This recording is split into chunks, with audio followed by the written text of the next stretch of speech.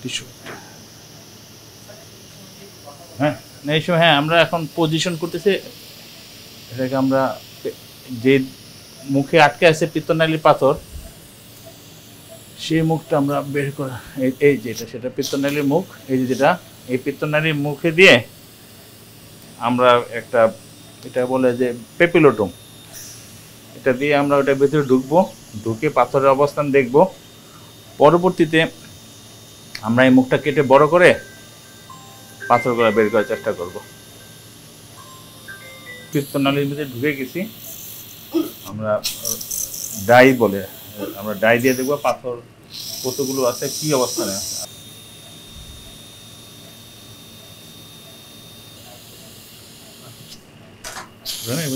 কথা নাই এখন আমরা বেলুন দিয়ে ভিতরে পাথরগুলো বের করব মুখটা কাটা হয়ে গেছে মোটামুটি কাজের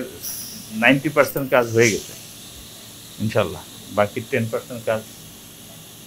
ক্যানুলেশন করায় অনেকটুকু সম্পূর্ণ কাজ অপারেশনে এখন আমরা মুখ বড় করে কেটে মুখ বড় করে দিয়েছি এখন ওখান থেকে আমরা পাথরগুলো বের করব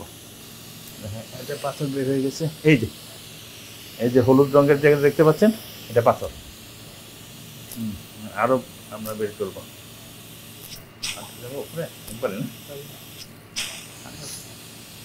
ওটাকে স্যালাইন দিয়ে ওয়াশ করে দিয়েছি যে ভিতরে শেষ পাথরগুলো আপনি ওই নিচে যদি দেখা যায় দেখতে পাবেন না চলে গেছে পাথরগুলো ওই যে দূরে চলে যাচ্ছে হ্যাঁ আসসালামু আলাইকুম আমি ডাক্তার রয়েসুদ্দিন গ্যাস্ট্রোন্টোলজিস্ট আমি ন্যাশনাল গ্যাস্ট্রোলিভার এবং ইনস্টিটিউটে সহযোগী অধ্যাপক এবং ইউনিট প্রধান হিসেবে কর্মরত আজ আমি ইআরসিপি সম্পর্কে আপনাদের বলবো ইআরসিপি হলো এমন একটি পরীক্ষা যার মাধ্যমে আমরা পিত্তনালী এবং প্যানক্রিয়াস বলে অগ্ন্যাশয়ের যে নালী আছে অগ্ন্যাশয়ের যে সমস্যা আছে এই যাবতীয় রোগ এই নালীগুলোর এই পরীক্ষার মাধ্যমে এগুলার সমাধান করা সম্ভব এর মধ্যে প্রথমে আমি যদি বলি পিত্তনালীর মধ্যে আছে যে পিত্তনালীতে পাথর হওয়া তারপর আছে পিত্তনালী চিকন হয়ে যাওয়া অথবা আশেপাশে কোনো অর্গান থেকে এই পিত্তনালীর উপর চাপ দেওয়া এবং যে খাদ্যনালী আছে খাদ্যনালীর মুখে যে পিত্তনালীর মুখ যেখানে বের হয়েছে ওখানে যদি কোনো রকম ক্যান্সার থাকে বা অন্য কোনো কারণে যদি দেখা যায় এই পিত্তনালীকে কোনো lymph node TB cancer lymphoma যে কোনো কারণে এটা ব্লক করলে এই ব্লক থেকে এটাকে পরিত্রাণ পাওয়ার জন্য এই ইআরসিপির মাধ্যমে এটা ঠিক করে দেওয়া হয় যেমন কি লক্ষণ দেখা দিতে পারে ইআরসিপি রোগীগুলো যারা আমরা করি তার আগে থাকে পিত্তনালীতে পাথর পিত্তথলিও পাথর থাকতে পারে পিত্তনালীতেও পাথর থাকতে পারে কিছু কিছু ক্ষেত্রে 85% ক্ষেত্রে এটা দেখা যায় পিত্তথলি থেকে পাথর স্লিপ করে এখানে চলে আসে আমরা ইআরসিপির মাধ্যমে আপনারা দেখলেন যে আমরা একটা আছে ডিউরেনোস্কোপ বলে ডিউরেনোস্কোপ দিয়ে আমরা পিত্তনালীর মুখটা ভিতর দিয়ে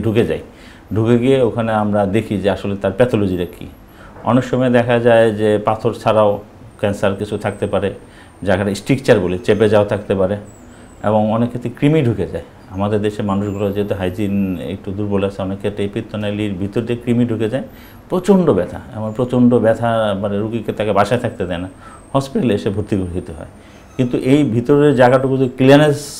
না হয় তাহলে এই সমস্যাটা বারবার দেখা দেবে সাময়িক ওষুধে হয়তো কমে যাবে কিন্তু আবার বারবার রিপিটেডলি তার এই সমস্যাগুলো দেখা দেবে এবং ইআরসিপির আগে আমরা হয়তো আলট্রাসোনোগ্রাম এবং এমআরসিপির মাধ্যমে তার একজ্যাক্ট পাথরের লোকেশন কোথায় কোথায় আছে সেগুলো আমরা ঠিক করতে পারি এবং ইআরসিপির মাধ্যমে সেই জায়গাগুলো থেকে আমরা এই জায়গাটুকু ক্লিয়ার করতে পারি কোনো ক্ষেত্রে যদি দেখা যায় এর মধ্যে কোনো রকম ক্যান্সার কিছু থাকে আমরা বায়োপসির মাধ্যমে ইআরসিপি করে বায়োপসির মাধ্যমে এই রোগটা ডায়াগনোসিস করতে পারি এবং সবচেয়ে বড় কথা হলো রোগীর সাময়িক এবং কমপ্লিট দুইটা রেমেডি এই ইআরসিপির মাধ্যমে সম্ভব